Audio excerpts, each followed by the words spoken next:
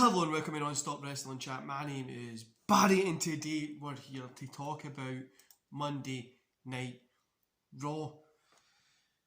Let's see if it was good, let's see if it was bad, let's see if it was just downright terrible as it has been for the past year, but let's get started. Before we do, guys, don't forget to go down the comments, let me know what you thought about Raw last night, and while you're there, hit like, subscribe and that beautiful notification bell.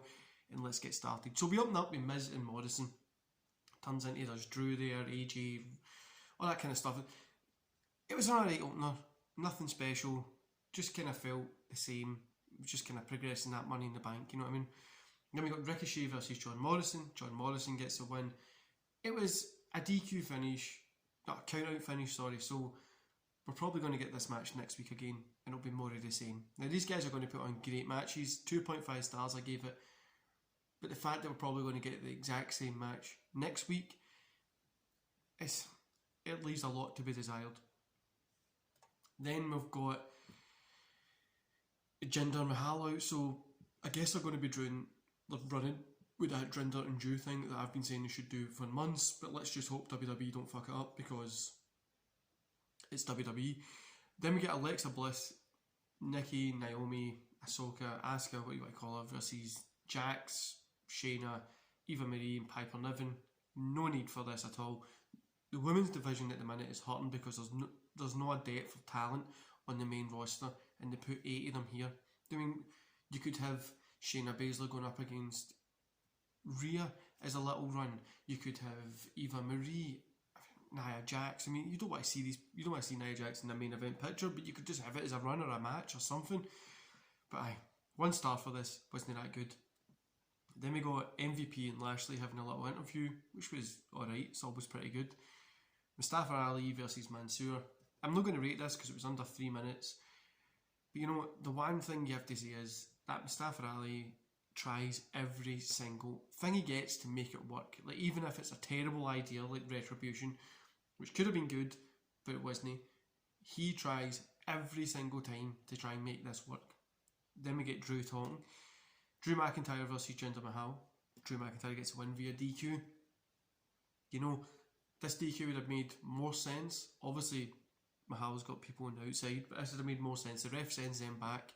As the ref's shouting to tell them to go back, Jinder Mahal hits him with a chair, throws the chair out, goes to get the pin, or hits him with the chair. The ref turns and just sees it. Then it's a DQ there to get Drew to win. That would have made a little bit more sense for me. But on this, I'm going to give it 1.5 stars. I hope they're going to run with this, and I hope it's going to keep getting better. The first part here, I did think it was going to be low, but I do think it will keep getting better because these two guys can work insanely well with each other in the ring. Then we ends up Jinder Mahal taking Drew's sword. I swear to God, if they don't book a sword in the pole match, then they're missing it. Do you know what I mean? Mason T-Bar versus Lucha House Party. Lucha House Party got the win. This was a dud. AJ versus Matt Riddle. Matt Riddle got the win. Not a big fan of the ending, but the match was good, so 2.5 stars. Charlotte and Rhea have a little thing, which was pretty good, but like I said before, the women's division needs something because all we're relying on, we had Rhea and Asuka when Charlotte wasn't there, and then we had Rhea, Asuka and Charlotte, and then now we've got Rhea and Charlotte. We've literally had the same story since the Royal Rumble before Mania. We need other things going on, we really do. But this one's alright. I mean, I hope Rhea gets a win at the pay-per-view and we get fresh Blackheart. Somebody up to do something. Then we have Eli and Kendrick Alexander, which I don't know why they're teaming them up when you had Alexander and Shelton Benjamin working together. It would have worked, but anyway. Then we got Riker and R-Truth. R-Truth and Riker got the win. Not going to rate this, guys. It was like a minute. It wasn't worth it. MVP and Bobby Lashley versus Kofi Kingston and Xavier Woods. Kingston and Woods gets a win. 2.5 stars. Nothing special, but an okay show. It's Lashley's a monster. Kofi might have his ticket. That old story. And I think it's going to work. I'm excited for this at the pay-per-view. Probably one of the only matches that I'm mega looking forward to. And I really hope that we get... If Lashley retains, we're going to need to get something like Brock Lesnar back in and have Lesnar against Bobby Lashley. Do a 3 matches from it. The first one, Lesnar gets the win. The second one, Lashley gets the win. The third one, Lashley gets the win. He comes out looking like a bigger monster than Brock, which is what we need. Overall, 2.5 stars. You know, there was good, there was bad, there was ugly, there was nothing special here at all. There was a few wee moments that you can see they're advancing something, but it was nothing really to get your teeth into and get excited about, which is a little bit of a letdown. But it's WWE. I'm really worried about that women's division at the minute. I'm really, really worried about that. I feel like it's just fallen short of where it should be. We could have a lot of great women in WWE, probably one of the best women's divisions in the world.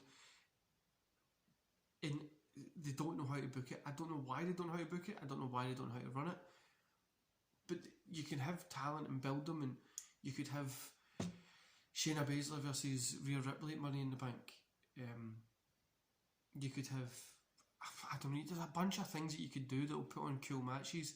And Rhea Ripley's faced the same people pretty much all the time. Do you know what I mean?